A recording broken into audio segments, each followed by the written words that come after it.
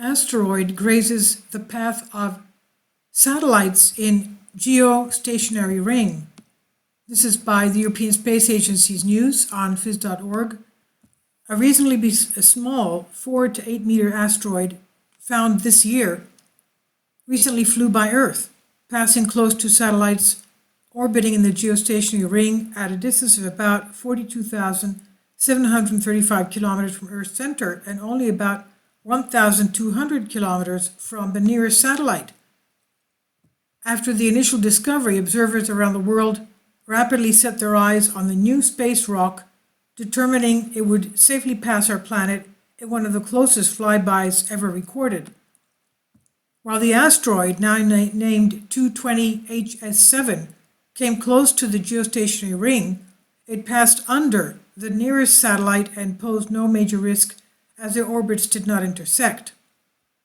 UFO spotted in Hawaii.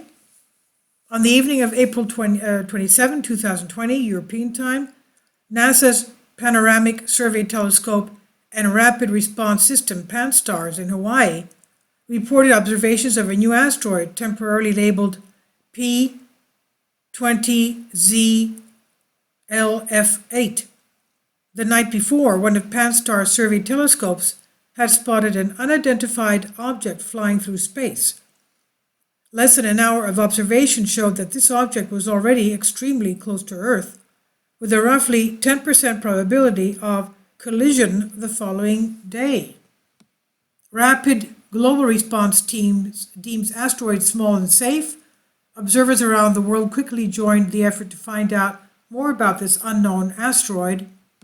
Only 50 minutes after the initial PanSTARRS report was released, the Qingming Observatory in China obtained the first follow-up astrometry data on its position, motion, and brightness.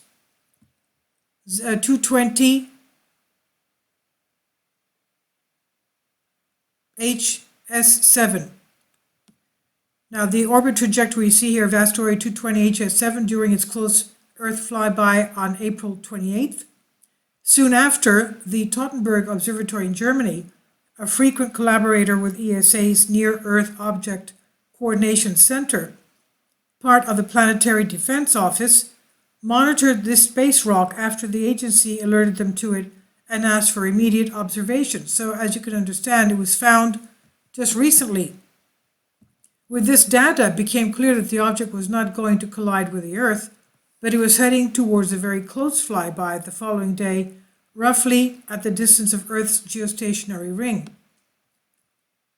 At just a few meters in size, P20ZLF8 would not have caused any significant threat if it had been on a collision course, as it would have likely burned up in Earth's atmosphere.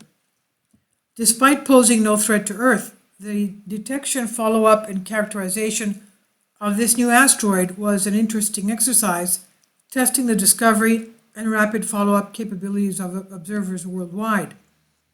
It was one of the closest asteroids to fly by. Subsequent observations obtained by additional ESA collaborators and many other observatories worldwide determined that the flyby of the asteroid, now named 220HS7, ranked among the 50 closest ever recorded.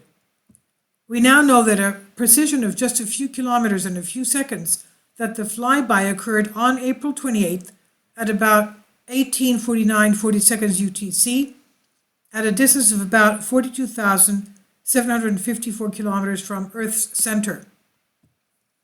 That these numbers are so precise shows that the trajectory of a nearby object can be established with exquisite accuracy, even with just one day's worth of data, if good observational coverage can be obtained. Interestingly, the flyby happened only 15 hours before the closest approach of 1998 OR3 asteroid, a much larger kilometer-sized object that attracted the attention of the worldwide media. However, this latter object approached our planet at a distance of 16 times further than the Moon. That's more than 6 million kilometers away, 4 million miles away, while asteroid 220HS7 came significantly closer to us, representing a more significant event for the astronomical community. This is on phys.org by European Space Agency information.